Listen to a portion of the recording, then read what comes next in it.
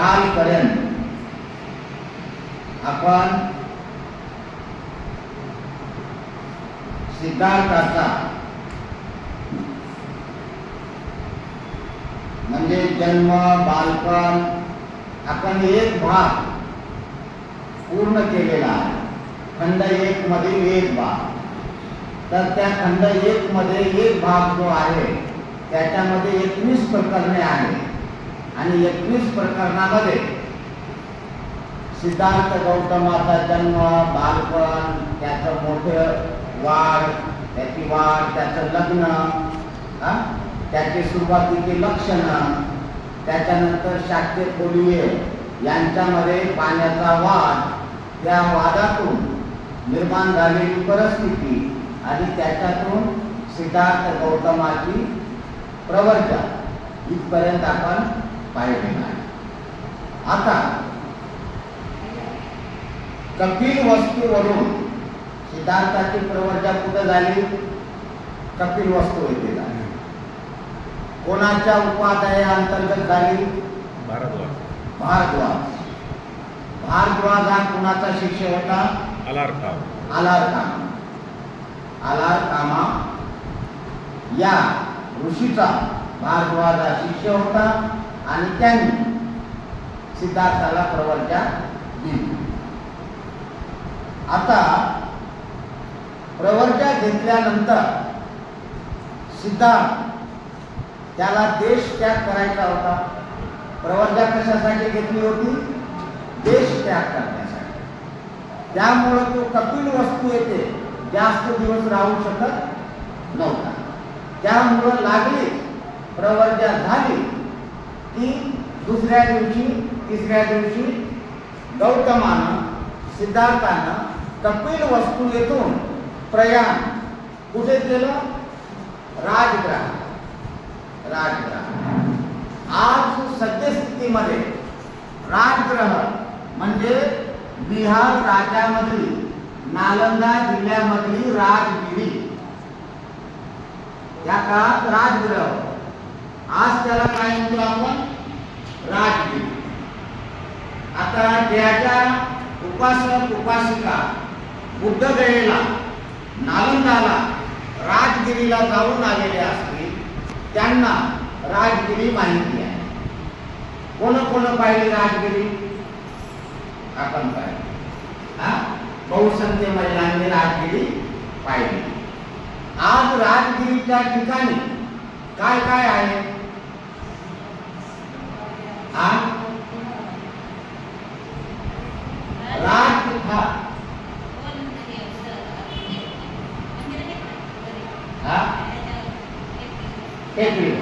बरोबर.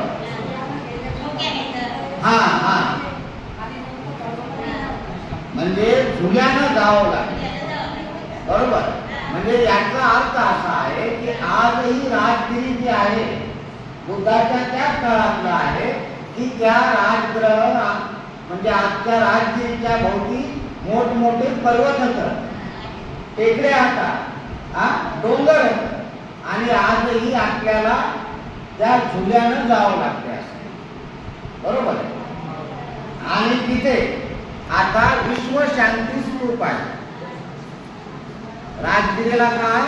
विश्वशांती स्तूप आहे. आणि द्रद्रकूट पर्वत आहे जिथे गौतम बुद्धांनी तपश्चर्या केली. आज तिथे तो द्रद्रकूट पर्वत नावाचा एक पर्वत आहे आणि तिथं बुद्धांनी तपश्चर्या केलेली छोटीशी अशी दगडाच्या भिंती देखील तिथे आहे. आणि मग बाजूला अनेक मूर्ती वगैरे सापडलेल्या आहेत. तर पाळी झाली. आता त्याची अडचण अशी झाली की कपिल वस्तू आणि राजग्रह याच्यामध्ये गंगा नदी आहे मोठी. अनेक छोटे मोठे नाले असतील म्हणजे सिद्धार्थाला पोहणं देखील येत होतं. हे त्याच्यातून आपल्याला दिसतंय. अनेक नदी नाले त्याने ओलांडले असतील पण ही मोठी नदी आहे किला पातळीचं मोठं आहे, जसं गोदावरी नदी नॉनस्टॉप हे काही याला गेलेले नाही. माणूस आहे, पाय दुखतात, आराम करावा लागतो. त्याला तितकी चालण्याची सवय नव्हती. थोडक्यात ते राजपुत्र असल्यामुळं त्याला आपल्यासारखं कष्ट करण्याची देखील तेवढी सवय नव्हती, चालण्याची सवय नव्हती. आता मी जेवढं चालतो पायानं तेवढं बाकी लोक चालू शकत नाही. गच्चे साहेब चालू शकत नाही. का? त्यांच्याकडे गाड्या आणि मला गाडी येत नाही. मी लहानपणापासून पायानं चलत असतो. मग मला पायाची सवय असल्यामुळं मी पायानं कितीही चालू शकतो. तसं सिद्धार्थ गौतमाला पायानं चालण्याची तितकी सवय नसणार, कारण त्याच्याकडे घोडे होते, त्याचा सारथी होता, रथ होता, तो रथामध्ये बसून फिरायचा. पण आता पायानं चालायचं असल्यामुळं प्रवृत्त्या घेतल्याने त्यांनी या 2-3 आश्रमामध्ये त्यांनी काही दिवस मुक्काम केला आणि पुन्हा त्यांनी आपली चालण्याचा प्रवास सुरू केला. तर आता तो वाटेनं जात असताना अनेक लोक त्याच्याकडे पाहते की अरे बा, एवढा मोठा राजपुत्रासारखा व्यक्ती आणि संन्यासी आहे आणि हा चाललेला आहे. तर कौतुकानं, काही आश्चर्यानं लोक त्याच्याकडे पाहायचे. अशा प्रकारे 400 मैलाचा प्रवास करून दर दिवशी 20 किलोमीटर असं जरी गृहीत धरलं आणि काही दिवस जर मुक्काम गृहीत धरले तर 2 महिने त्यांनी हा प्रवास करून याला म्हणजे राजगृहाला ते पोहोचलेले आहे. आता या एका ग्रंथामध्ये बुद्धलीला या ग्रंथामध्ये हे 1914ला ग्रंथ प्रकाशित झालेला आहे. म्हणजे 1914ला तर बाबासाहेब आंबेडकर मुंबई विद्यापीठातून काय BA पास झाले होते. त्या काळात धर्मानंद कोसंबी यांनी हा बुद्धलीला ग्रंथ लिहिला. या ग्रंथात लिहिलंय की कपिल वस्तूवरून 8 दिवसामध्ये गौतम याला पोहोचला. कुठे? राजगृहात. त्यांनी 8 दिवस आणि बाबासाहेब म्हणतात की हे अंतर किती आहे? 400 मैल आहे, म्हणजे 650 किलोमीटर आहे. तेव्हा 650 किलोमीटर 8 दिवसात काही अंतर कोणीही पायानं जाऊ शकत नाही. आणि गंगा नदी त्याच्या मधात असल्यामुळं गंगा नदीची वाट शोधण्यासाठी, कमी पात्र शोधण्यासाठी त्याला बराचसा प्रयत्न करावा लागला. तर अशा पद्धतीनं सिद्धार्थ राजगृहाला 2 महिन्याच्या अंतरानं पोहोचला आणि तिथे गेल्याबरोबर त्याने काही शहरामध्ये मुक्काम टाकला नाही. कोणता सोयरा वगैरे त्यांनी शोधला नाही. तर त्यांनी काय केलं? सरळ त्या शहरापासून पर्वतावर, त्याला पांडव टेकडी म्हटलेलं आहे. त्या काळात पांडव टेकडी म्हटलेलं, म्हणजे कदाचित पांडवाच्या काळात तिथे ते पांडव आले अशी एखादी दंतकथा असेल आणि त्याला काय म्हटलं? त्या टेकडीला पांडव टेकडी म्हटलं. तर त्या पांडव टेकडीवर त्यांनी काय केलं? एक छोटीशी झोपडी तयार केली एका व्यक्तीपुरती आणि त्या ठिकाणी सिद्धार्थ गौतमाने स्वतःचा मुक्काम तिथे केला. आता ही सगळी वार्ता त्या राजगृहामध्ये, नगरीमध्ये ही वार्ता पोहोचली की असा एक तरुण भिक्षू, संन्यासी, ऋषी आपल्या गावामध्ये, शहरामध्ये आलेला आहे. आणि मग ही वार्ता राजगृहाचे राजा, त्या काळातले कोण होते? बिंबिसार.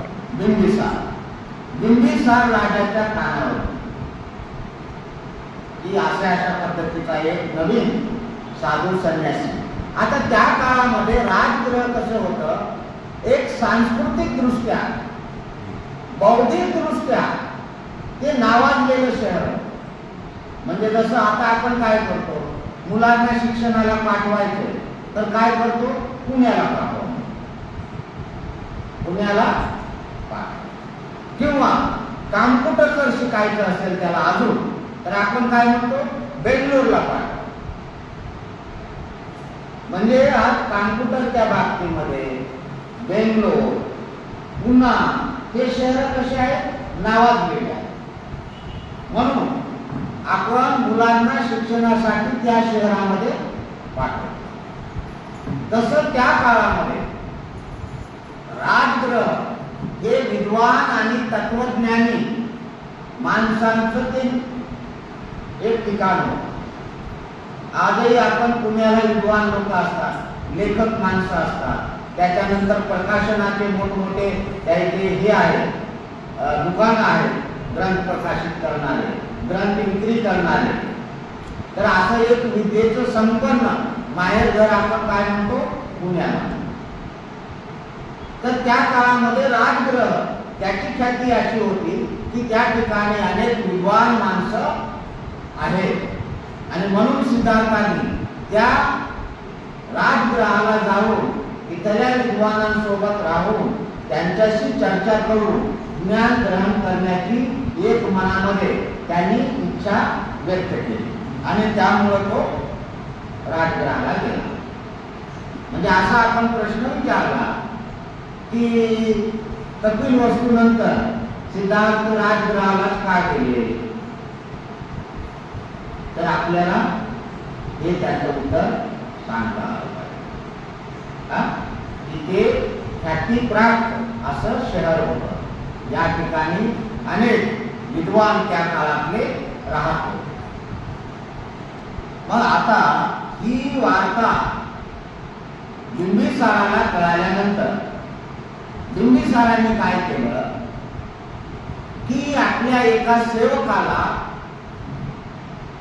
सिद्धार्थाकडे पाठवलं.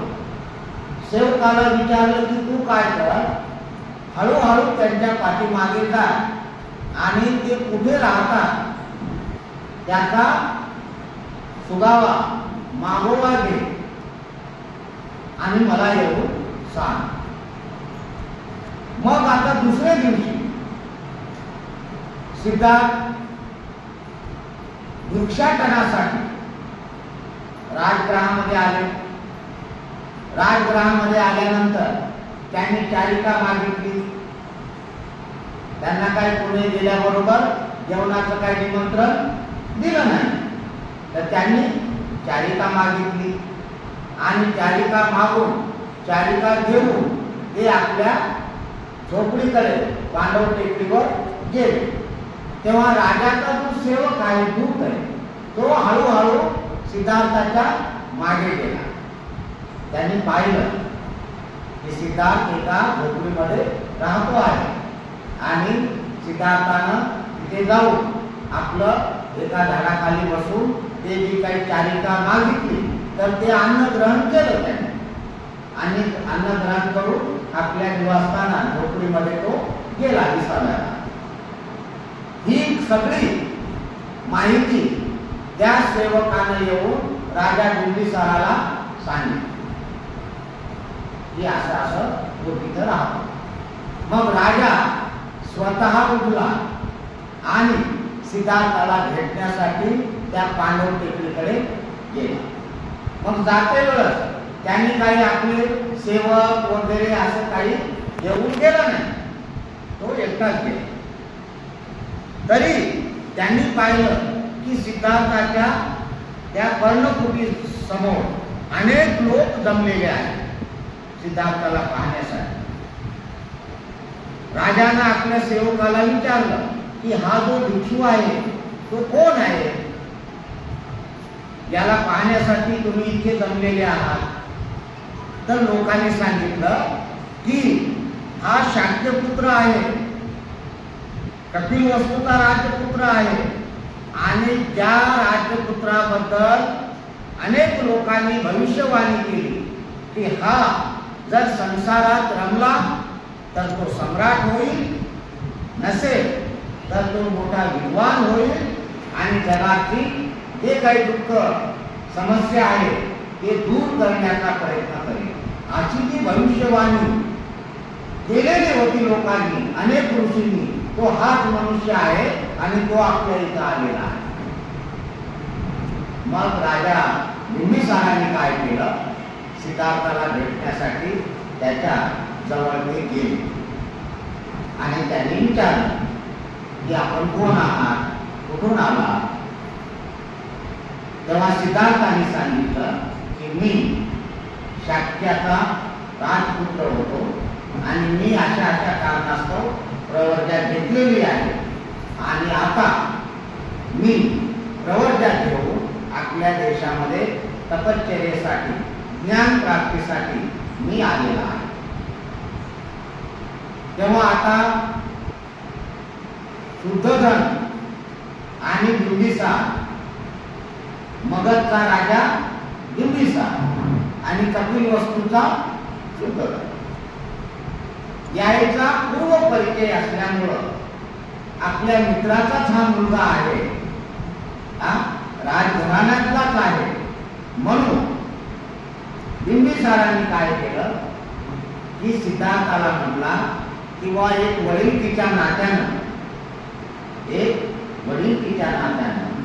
तू माझ्या पुत्रासारखा आहेस, लहान बाळासारखा आहेस माझ्या, तर मी तुला दोन गोष्टी काहीतरी माझे सांगतो.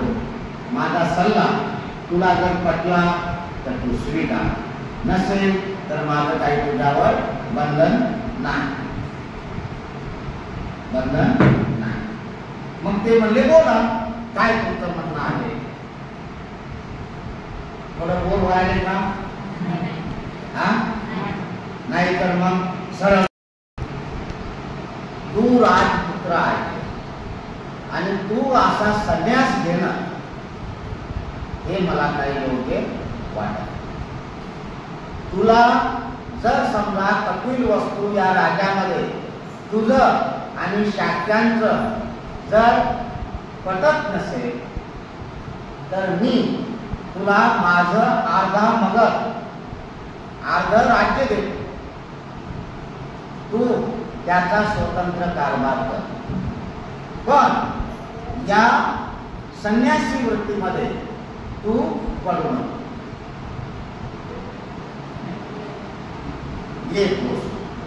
आणि जर तुला असं माझं अर्ध राज्य घेणं तुला अपमानास्पद वाटत असेल तर तू काय कर की माझ्या सैन्यामध्ये भरती हो आणि तू तुझ्या स्वतःच्या कर्तबगारीवर राज्य घे. तू तुझ्या स्वतःच्या कर्तबगारीवर राज्य घे आणि त्याचा स्वतंत्र राजा. पण या संन्यासी मार्गापासून दूर परावत. असे दोन गोष्टी राजा बिंबिसारांनी सिद्धार्थासमोर ठेवले. एक, माझं मी तुला अर्ध राज्य देतो, त्याचा तू स्वतः राजा हो, स्वतंत्र कारभार कर. आणि हे तुला कमीपणाचं वाटत असेल तर मी तुला माझ्या सैन्यामध्ये भरती करतो. तू शूरवीर आहे तर तू स्वतः सेनापती हो, स्वतः लढाया करू, राज्य जिंक आणि त्याचा स्वतंत्र राजा हो. पण या गोष्टीपासून तू करावा, असा त्यांनी सल्ला दिला. तर या बाबतीमध्ये त्यांनी सांगितलं की धर्म, संपत्ती आणि सुख या तीन गोष्टी आहेत. काय? धर्म, संपत्ती आणि सुख.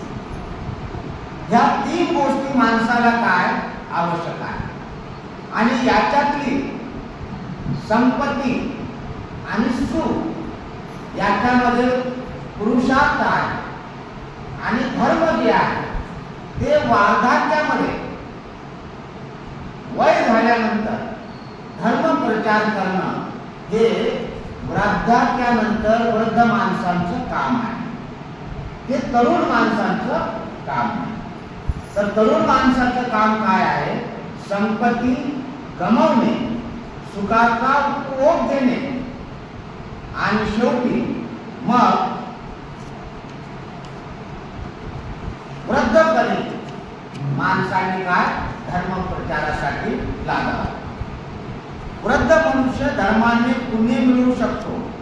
सुख उपभोगाच्या दृष्टीने वर्धकाळ असहाय्य असतो. वर्धकाळी काय? काही सुख काही आपल्याला उपभोगता येत नाही. येते का? काही खावा म्हणलं तोंडात दात नसतात. काही खावा म्हणलं तर तोंडात दात नसतात. गोड काही खावा म्हणलं तर डायबिटीस असतो, शुगर असतो. डॉक्टर म्हणते गोड काही खाऊ. मग गोड काही खाऊ नाही तर काही कडक खावा म्हटलं तर दात नसतात, ते काही चावा. म्हणजे वर्धकाळी माणसाला सुखभोग कितीही जरी असले 5 पक्वान तरी खाता येत नाही. पुरी खातो म्हणलं सुटत नाही. म्हणजे बरं काही खाल्लं आंबट किंमत ते पचत नाही. समजा खाल्लंही जर आपण तरी ते पचत नाही. आणि म्हणून राजा काय म्हणायला की वर्धक काळामध्ये माणसाला सुखाचा उपभोग घेता येत नाही. सुखे ही तरुणांसाठी असतात. सुख कोणासाठी असते? तरुणांसाठी. आणि त्याच्यासाठी तू तरुण आहे तेव्हा तू सुखाचा उपभोग घे, ऐहिक सुखाचा उपभोग घे आणि वृद्धपणी तू धर्माच्या प्रचारासाठी लाग, असा राजाने त्याला उपदेश केला. आपण याच्यात लिहिले राजा बिंबिसाराचा सिद्धार्थाला उपदेश. तर तो काय उपदेश आहे? हे उपदेश आहे वृद्धत्वाची प्रवृत्ती चिंतनाकडे असते. वृद्धत्व कशासाठी असतं? चिंतनाकडे. काहीतरी चिंतन करायचं. पण ते चिंतन कधी करेल माणूस? जर थोडस माइंड वगैरे चांगलं असेल. आता हेच जर सरकलं असेल तर म्हातारी माणसं जे सरकते ते चिडचिड करतात. चिंतन करण्याऐवजी काय करतात? ते चिडचिड करतात. चिडचिड केले की मग नातू असो सून असो काय म्हणते तुम्ही गुणानं बसा, हे जेवण करा आणि इथं पडून राहा. बरोबर आहे. म्हणजे ते वर्धत्वामध्ये जर समजा त्यांचं म्हणजे मन त्यांची बुद्धी जर शाबूत असेल तर ते थोडं बहुत काही चिंतन करतील, नसता ते चिडचिड करतील. म्हणून राजा काय म्हणतोय की चिंतनाकडे असते. ते गंभीर आणि शांत राहण्याच्या बाबतीत तत्पर असतात. फारसे प्रयास न करता ते विकार विरहित होतात. आणि त्याच्यामुळं तू आता तरुण आहेस तर तू काय आता या मार्गामध्ये येऊ नको. हे म्हाताऱ्यांचं काम आहे. मग आता या सिद्धार्थाला धर्म हे जर खरोखर तुझे ध्येय असेल तर यज्ञ कर. काय म्हणाले बिंबिसार? धर्मार्थ तुला जर धार्मिक पुरुष व्हायचं असेल तर तू काय कर? यज्ञ कर. आणि सर्वोच्च अशा स्वर्गात तुझ्या कुटुंबियाची अति प्राचीन अशी प्रथा आहे की तुझे कुटुंब काय करते? यज्ञ करते. तर तू देखील यज्ञ. आता यज्ञ म्हणजे काय? यज्ञ म्हणजे काय सांगा बरं. यज्ञ काय? सांगा इकोले बाई सांगा. अग्नीवर तेल होत. बरोबर. अजून काय यज्ञ? खूप होतं म्हणजे प्राणी खूप होत आहे. प्राणीला मारून टाकत. प्राण्याला मारून टाकायचं. आता हे जे आहे आताच्या यज्ञासारखे यज्ञ नाही त्या काळात. हे काय की या यज्ञामध्ये प्राण्याची हिंसा व्हायची. या काळातले जे यज्ञ होते आता नाही. आता काय प्राण्याची हिंसा बंद झाली. त्याच्यामुळं आता काय ते आपल्या एका याच्या कुंडीमध्ये जाळ केला जातो आणि त्या जाळ करून काय करतात त्याच्यात ओम महा ओम स्वाहा ओम स्वाहा म्हणून काय म्हणतात ते किंवा तू हे टाकतात. पण त्या काळात यज्ञामध्ये गायी मारायची, प्राणी टाकायचे आणि काही ठिकाणी तर पुरुष मेध यज्ञ आहे. 60-70 प्रकारचे यज्ञ होते. अश्वमेध यज्ञ म्हणजे घोडा मारणार अश्वमेध मध्ये गायी टाकणार यज्ञामध्ये. आणि काही यज्ञ तर काय नरमेध यज्ञ होते की माणसाला देखील त्याच्यात जाळायचे असे यज्ञ. आणि का असे यज्ञ करायचे तर आपल्याला पुण्य मिळावं, आपल्या सगळ्या कुटुंबाला पूर्वजाला येणाऱ्या वंशजाला आपल्याला सुख शांती आणि पूर्ण लाभा हे पुण्य मिळावं. स्वर्गामध्ये आपल्याला आपल्या पूर्वजांना सुख शांती मिळावी याच्यासाठी यज्ञ करायचा. तर बिंबिसार देखील त्याला काय म्हणायला सिद्धार्थाला तू यज्ञ कर. तर आता या सगळ्या प्रश्नाला आता सिद्धार्थ जे आहे हे उत्तर द्या. आता ते काय म्हणतंय तर ते म्हणतंय सिंह हे ज्याचे राजचिन्ह आहे अशा कुळात ज्या अर्थी आपण जन्माला आला त्या अर्थी आपण आपल्या मित्रावर प्रेम करणारे आहात. त्याआधी राजा बिंबिसाराला आपण उपदेश केल्याबद्दल मी आपला ऋणी आहे असं म्हणायचं. आता सिंह हे ज्याचे राजचिन्ह आहे. मगध राजाचा राजचिन्ह काय होतं सिंह. मगध राज्य आहे ना त्याचं राजचिन्ह काय होतं सिंह. म्हणजे आता या मगध राज्यामध्ये पुढे चालून कोण आलेला आहे राज्यावर अशोक आलेला आहे. याच मगध राज्यामध्ये पुढे सम्राट अशोक आलेला आहे. आणि मग अशोकाचं राजचिन्ह काय आहे सिंह. 4 सिंह. म्हणजे आता आपल्या या नोटावर आणि पैशावर जी राजमुद्रा आहे ना. आता आपण याला दाभडला गेलो महाविहारला बावरीनगर महाविहारला तिथं आता आपण अशोक स्तंभ उभारला आहे ना. तर तिथं काय 4 दिशेला 4 सिंह आहे. तर हे जे आहे सिंह ही मगध देशाची राजचिन्ह आहे. ते याच्यामध्ये उल्लेख केलेला आहे बाबासाहेबांनी. तर सिद्धार्थ गौतम असताना देखील मगधचं राजचिन्ह काय आहे सिंह आहे.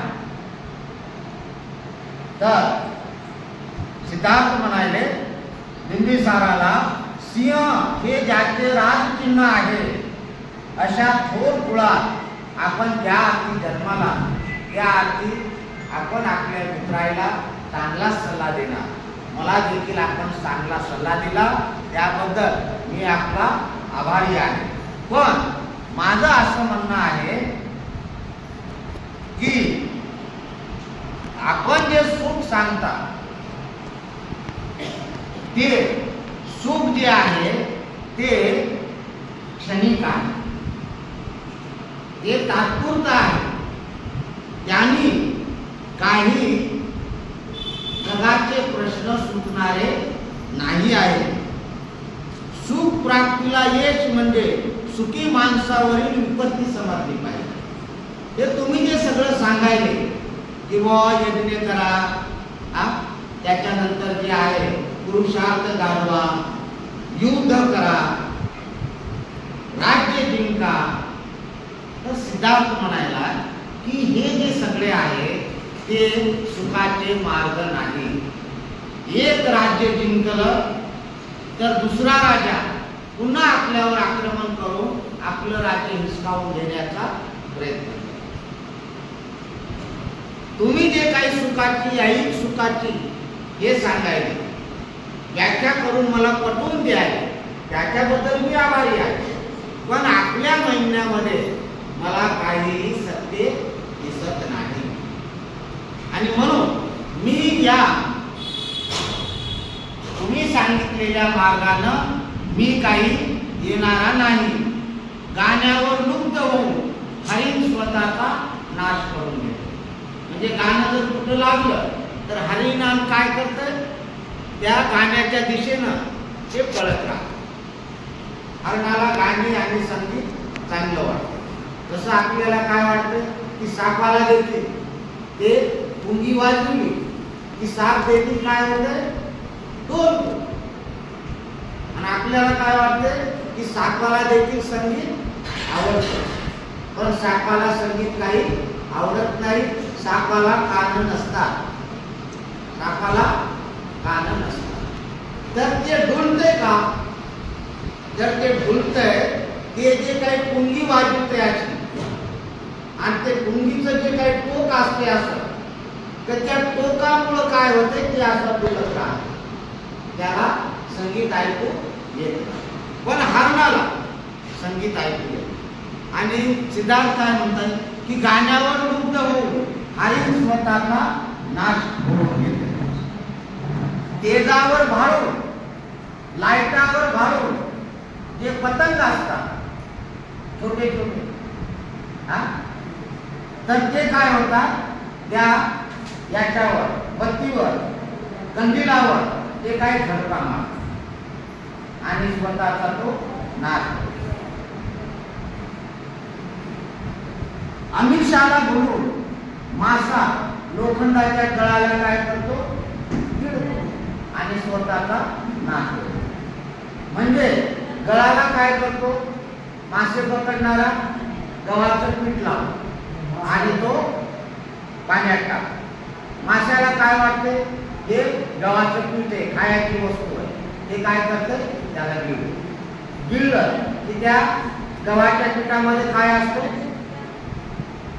गळ असतो, काटा असतो.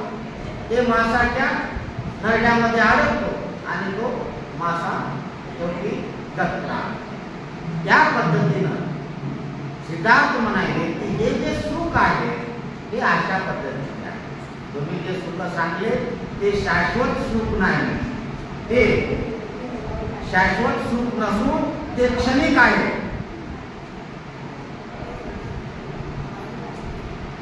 आणि म्हणून ते म्हणतात की मी या सुख आणि दुःख याचे स्वरूप संमिश्र आहे. की आता जसं ऊन होत, आता आपण आलो तर उन्हामध्ये आलो, आता काय झालं, क्षणिक. हे ऊन कसं होतं, क्षणिक. आता आपण जाईपर्यंत एखाद्या वेळ पाऊस देखील येईल. म्हणजे हे जसं ऊन आणि सावली हे जसं क्षणिक आहे, तसं माणसाच्या जीवनातले हे दुःख आणि सुख कसे येतं, येणारे आणि जाणारे आहे. सर्वांना माहीत असलेला फायदा आणि तोटा आणि इतर अनेक परस्पर विरोधी जोड्यांच्या जगातील प्रत्येक वस्तूशी अविभाज्य संबंध आहे. म्हणून जगात कोणताही मनुष्य संपूर्ण सुखी नाही किंवा कोणताही मनुष्य संपूर्ण दुःखी नाही. कोणताही मनुष्य सुखी नाही आणि कोणताही मनुष्य सुख येतात.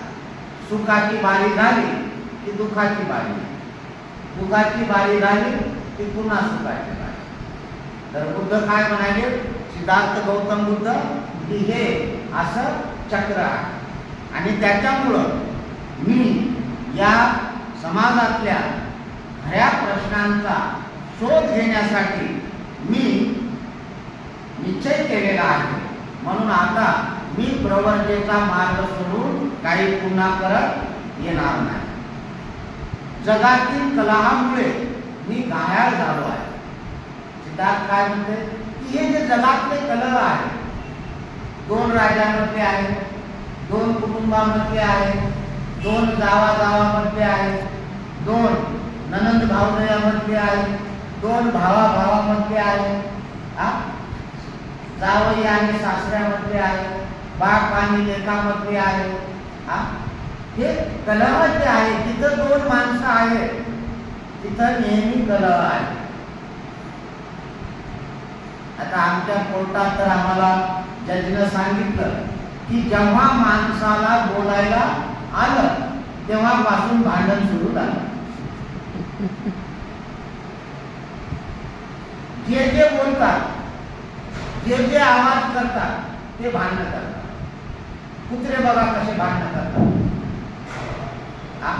मांजरं भांडण करतात, माणसं भांडण करतात.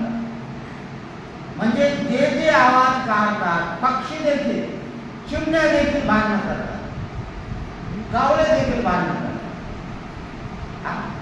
तर हे जे कलह आहे, तर सिद्धार्थ म्हणतात जगातील कलहामुळे मी घायाळ झालो आहे. शांतता मिळवण्याच्या इच्छेने मी बाहेर पडलो आहे. या दुःखाचा अंत करण्याऐवजी या पृथ्वीचे राज्य जरी मला दिले तरी मी काही आता परत येणार नाही. सिद्धार्थ आपल्या याच्यावर काय आहे, ठाम आहे. तो ठाम आहे. ज्या अर्थी दैव आपल्या कलेत इतके कुशल आहे की ते जगाला कोणत्याही काळी आपल्या कयात ठेवू शकते.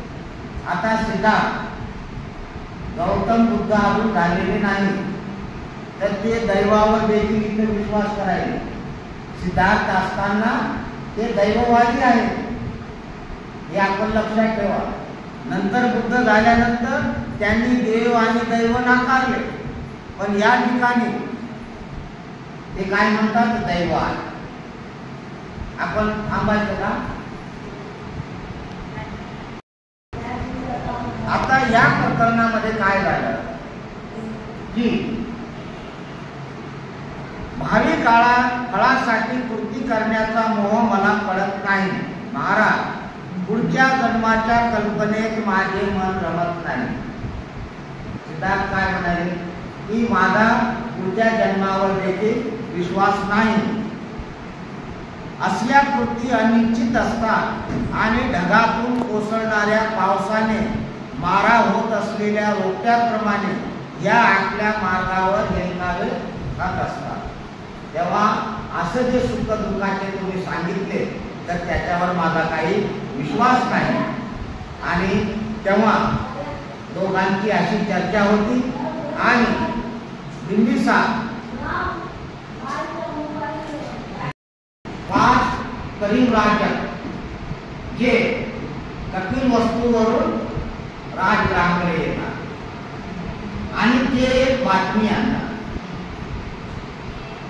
ती काय बातमी आणतात की परिव्राजक म्हणजे कौंडिन्य, अश्वजी, कश्यप, महायान आणि भद्री, हे 5 म्हणजे बुद्धाने नंतर ज्यांना दीक्षा दिली ते हे 5 लोक आहेत. तर हे 5 लोक काय राजगृहामध्ये त्यांची आणि सिद्धार्थाची भेट. आणि या लोकांना कपिल वस्तू म्हणजे आता सिद्धार्थांनी कपिल वस्तू सोडून किती महिने झाले? 2 महिने झाले. या 2 महिन्याच्या काळात काय झालं की ही वार्ता कौशल राजाला कळाली की कपिल वस्तूमध्ये वाद झाला. कोली यांच्या पाणी घेण्याच्या तट्ट्यावरून रोहिणी नदीच्या पाण्यावरून वाद झाला आणि त्या वादाचा परिणाम सिद्धार्थाने देश त्याग करण्यामध्ये झाला, परिवर्जा घेण्यामध्ये झाला. हे घटना याचा प्रसार प्रचार त्याच्यामध्ये कपिलवस्तूमध्ये मोठा वाद झाला आणि मग कोलियांना देखील वाटले की बा हे जे झालं ते चुकत झालं. शाक्यांना देखील काही लोकांना वाटले की जे झालं चुकत झालं. वरील कोशल देशाचा जो राजा होता, कोण होता? राहुल. त्यावेळेस कोशल देशाचा राजा कोण होता? राजा प्रसेनजित. राजा प्रसेनजित. राजा प्रसेनजित. त्याच्याही कानावर गोष्ट दिली. तर ते म्हणलं मग सिद्धार्थानं सांगितल्याप्रमाणे आपल्याला हे समोपचाराने प्रश्न मिटवता येणार नाही का? आणि मग त्याने काय केलं की शाक्य संघातले 5 लोक, कोलियाचे 5 लोक असे निवडले आणि या 10 लोकांनी बसून समोपचारानं हा प्रश्न सोडवावा असं ठरवलं. आणि असं ठरवल्यानंतर या 10 लोकांनी ठरवलं की आपण पाणी पाळी जी आहे आणि पाळी ठेवू आणि कुठल्याही पद्धतीचा रक्तपात होणार नाही याची आपण तसदी घेऊ आणि युद्ध आपण कायमस्वरूपी रहित करू असा त्यांनी तोडगा काढला. आणि हे तोडगा काढलेला बातमी या 5 परिवर्तकांनी सिद्धार्थाला राजगृहामध्ये सांगितलं की असं असं झालं पूर्वीकडे आल्याच्या नंतर आणि त्यामुळं आता तू जे आहे ज्या गोष्टीसाठी प्रवर्जा घेतली तो प्रश्न आता कायमचा मिटलेला आहे. युद्ध लोकांनी रहित केलेला आहे आणि आता तू परत वस्तूला व्यवस्थित जीवनामध्ये जायला काही हरकत नाही असं त्यांनी सांगितलं. मग याच्यावर आता ज्या अर्थी युद्ध संपले आहे त्या अर्थी माझ्या पुढे काही प्रश्न शिल्लक उरला नाही असं सिद्धार्थाला वाटलं.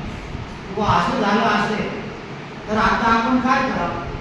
पुन्हा परत जावं का जाऊ नये अशी त्यांची स्थिती काय झाली? द्विधा मनस्थिती. हे 5 लोक येऊन यांनी ही खबर सांगितली. युद्ध संपले याचा अर्थ प्रश्न संपलाय काय असा तो विचार करायचा. युद्ध समस्या ही मूलतः कलह आहे. एक अधिक विशाल समस्येचा तो एक भाग आहे.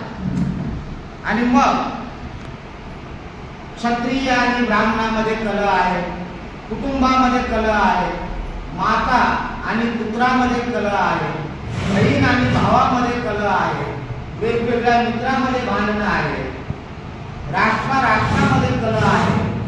तेव्हा युद्ध जरी